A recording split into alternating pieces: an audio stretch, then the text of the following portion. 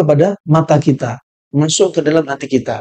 Sebaliknya, ada pandangan dari mata kita akan melemparkan panah yang beracun kepada orang atau benda mati yang kita lihat. Sebaliknya, ini dua-duanya sama-sama dosa. Apalagi kalau pandangan ini disertai dengan hati.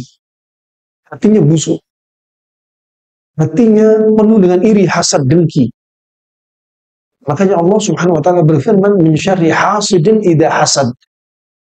Kita diperintah oleh Allah untuk berlindung dari apa? Kejelekan tukang hasad kalau lagi ingat hasadnya. Tukang hasad kalau melihat dia nggak ingat hasadnya, itu sudah bahaya.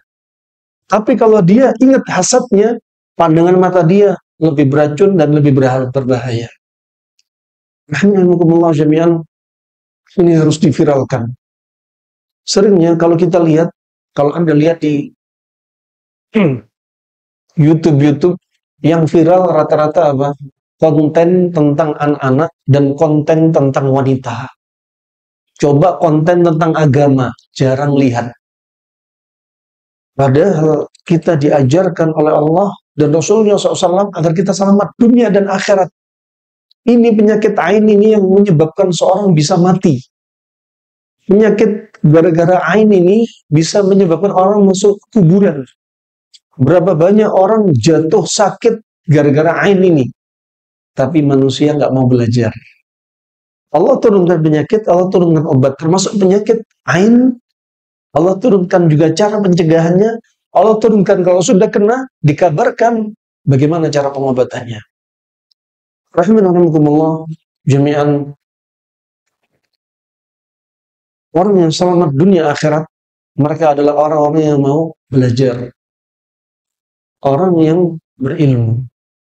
Di antaranya tentang ain, datang dari Jabir, dari Nabi SAW, bahwasanya Nabi SAW bersabda, "Aktsaru man yamutu min ummati ba'da qada'illahi wa qadari bil anfusi, yakni al-ain."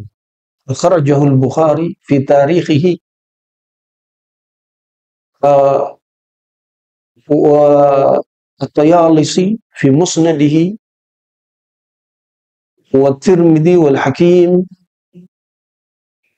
wa al-Bazzar. Dan disebutkan hadis ini adalah hadis yang sahih. Juga Ibnu Adi dalam Al-Kamil.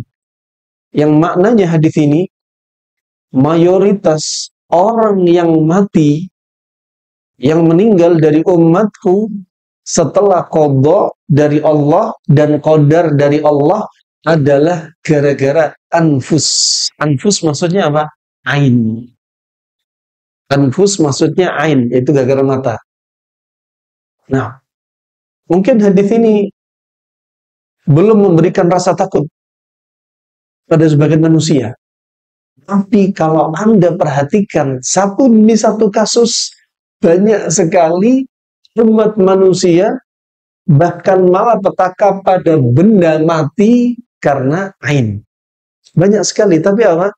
Tapi mereka nggak terbetik. Kenapa nggak terbetik? Karena belum tahu ilmunya, atau sudah tahu ilmunya, tapi yakinnya kurang, imannya kurang.